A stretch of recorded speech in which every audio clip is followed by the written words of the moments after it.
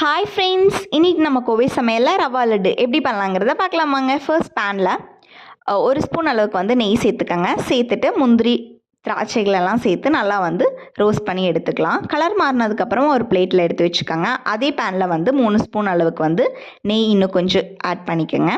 Add பண்ணிவிட்டு ஒரு cup வெள்ளை ரவை ஆட் பண்ணிக்கலாம். ஆட் பண்ணிவிட்டு நல்லா மிக்ஸ் பண்ணிக்கோங்க. இப்போ நல்லா கலர் மாறினதுக்கப்புறமா ஆஃப் பண்ணி ஆற வச்சுக்கலாம். வெகு சூடில் வச்சுக்கோங்க. இப்போ ஜாரில் ஒரு 3/4 கப் சர்க்கரை ஏலக்காய்களை சேர்த்து பொடி பண்ணி உள்ளே போட்டு மிக்ஸ் கொடுத்துக்கோங்க. இப்போ முந்திரி திராட்சை வறுத்து வச்சுருக்கிறதையும் உள்ளே போட்டு நல்லா கிளறி விட்டுக்கோங்க. வெகு சூடில் இருக்கக்கூடிய பாலை உள்ளே ஆட் பண்ணிவிட்டு நல்லா கிளறி விட்டுக்கலாம். இப்போ சூடாக இருக்கும்போது பிடிக்காதீங்க. கொஞ்சம் ஆறுனதுக்கப்புறம் நல்லா உருண்டைகளை பிடிச்சா சூப்பரான ரவா லட்டு ரெடி.